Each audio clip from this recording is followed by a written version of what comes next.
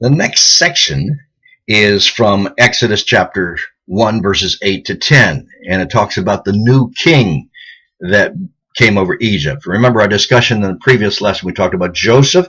Perhaps his name at that time was Ihotep. Imhotep was the second in command to Pharaoh, and it aligns almost perfectly with who Joseph was. And it was this Imhotep that told the Pharaoh that he was going to have 7 years of famine and 7 years of prosperity. And he set up the feeding of the people and the building of all of the storehouses. So we saw that parallel. But Joseph lived 80 years as a ruler in Israel. And after he died, somebody else came to power.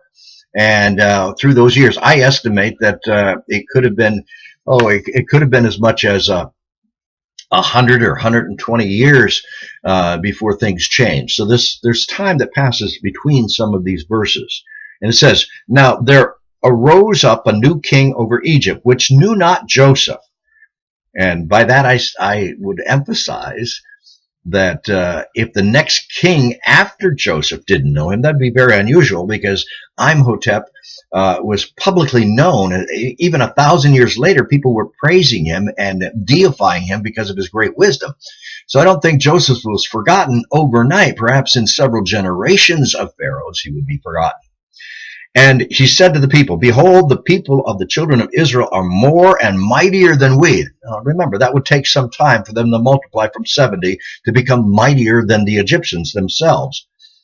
Come on, let us deal wisely with them, lest they multiply. And it come to pass, when there falls out a war, they join with the enemy and fight against us, so they will get them out of the land. We know that this next section in the history of Egypt, there was a period of time in which some foreigners came in, and they were Semites. They were people that came from the land of Canaan. They were probably the Amalekites. They came in by force because they had chariots and metal wheels, and they had horses and learned to fight with chariots, which the Egyptians at that point did not do. And they also had recurved bows. They had bows that were reinforced and were much more powerful. So they came in and they overpowered the Egyptians. They were very cruel, annihilated many people, and then they set up almost a slave empire in the Egyptian empire. So it's not surprising here that the Jewish people, the sons of Israel, were also enslaved, and they recognized these other Semites, the Jews, as a dangerous people, because they might align themselves with the Egyptians that were conquered and be able to overthrow that government. These people were known as the Hyksos, Hyksos, Hyksos. They ruled for about 180 years. Some say it was a little longer than that, but we can't be too exact on these dates. They come from secular history and from archaeological finds. Next year they might find another rock or another papyrus that tells us a little bit differently. But they ruled for some period of time, almost 200 years. And they enslaved the people of Israel. And that's when we find this context of the passage we're reading right now.